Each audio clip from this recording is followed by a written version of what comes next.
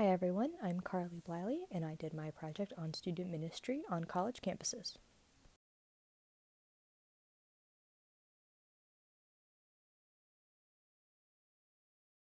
The history of student ministry began at Brown University beginning in May of 1865. At Brown University, the men at the college were part of the Bishop Seabury Association, which was affiliated with the Episcopal Church. The Episcopal Church supplied clergy to meet to discuss various topics, meet regularly for prayer, and eventually celebrate the Eucharist. Yale University became the second university to have student ministries beginning on All Saints' Day in 1869. In 1907, the University of Wisconsin had a pastor named Howard Galt be the first Lutheran pastor to be on a college campus. Expansion began of the states of Illinois, Minnesota, New England, and Pennsylvania. As more colleges began to have Lutheran ministries on their college campuses, they became financially burdened and were struggling to figure out how to pay to keep up with the college ministries that they were providing for the students. Later on, the Lutherans also decided to hold conferences for their students and have gatherings to help understand what student ministries were needed and how to help the college students.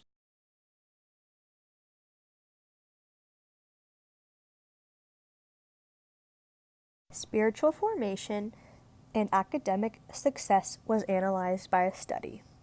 An interesting point was analyzed, and it mentioned that an increase in spiritual growth leads to more positive outcomes in an academic performance and leadership development.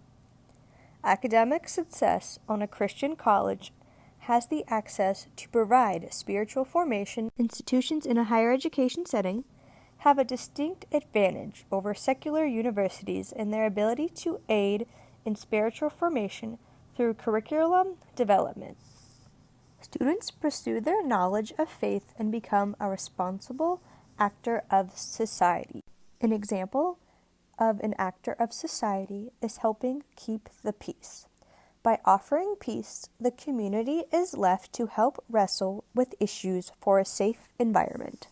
Spiritual formation can offer peace, and offering peace can help bring a community together.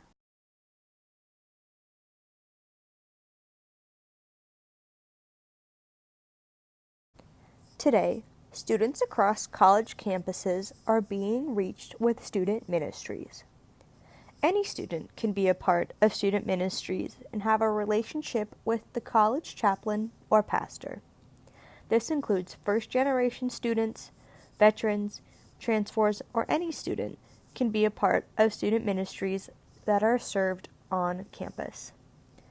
An example of that is from Geneva College Coalition for Christian Outreach campus minister Kayla Musselman, who also runs the Fellowship of Christian Athletes on Tuesday evenings. He said that Fellowship of Christian Athletes is not for just athletes. Caleb says that it can be for first-generation students, veterans, transfers. Everybody is welcome at FCA. Caleb's goal while he is there is to create space for everybody, not just athletes. He wants everyone to feel welcome at FCA.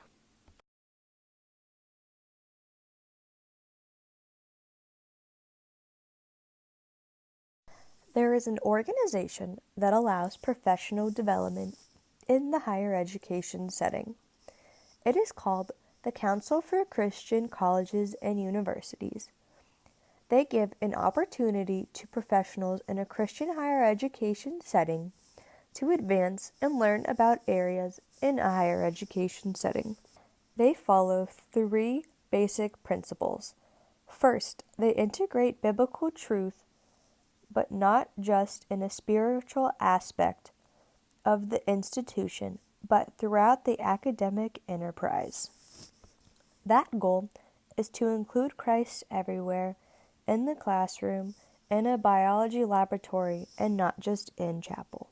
Second, they are committed to moral and spiritual formation of the students. And they quote Micah 6:8, to act justly, and to love mercy, and to walk humbly with your God, as the foundation when it comes to commitment in the classroom.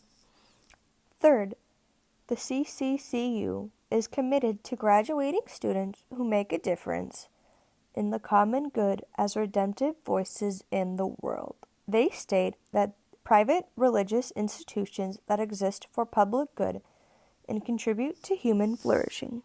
Their focus is how to keep Christ-centered at their institution. They host conferences throughout the year.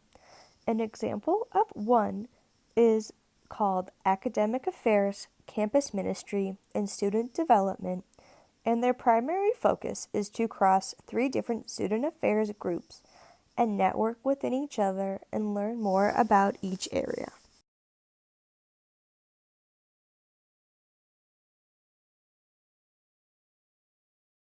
Two campus partnerships that were researched were called the Fellowship of Christian Athletes and a Revolution of Missional Athletes.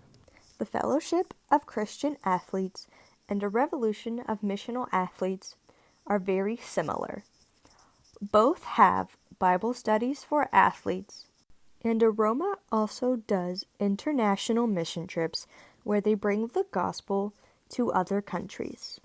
The Fellowship of Christian Athletes that meet at Geneva College is run by Kayla Musselman, who works for the Coalition of Christian Outreach. At the Fellowship of Christian Athletes at Geneva College, all are welcome.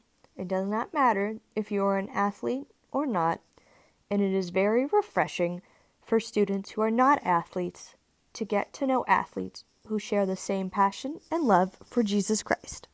Both ministries allow students to hear the gospel in a setting of athletic and non-athletic, and how they can impact their college community and the people around them.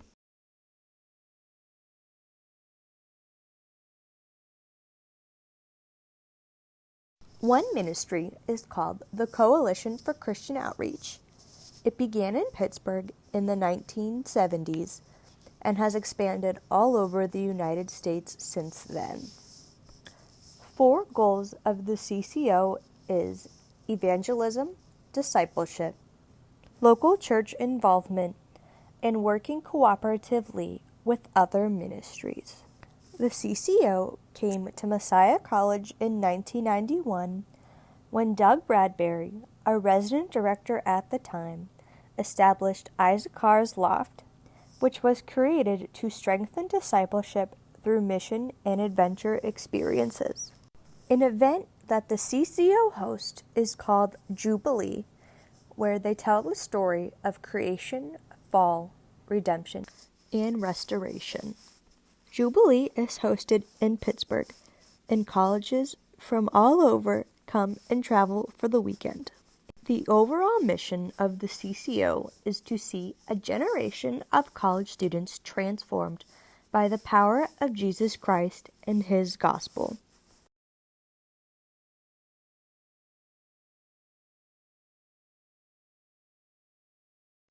In conclusion, student ministries on college campuses have an impact on those who are spiritual or become spiritual in their time at college. Those who are spiritual and grow spiritually showed that they were more positive in academic settings and in professional development. I really enjoyed learning more about student ministries and the effect that it has on college campuses and on the students. I also really enjoyed learning about the history and how it got started, and just seeing the different denominations, where they started on college campuses and where they are now. Thanks for watching!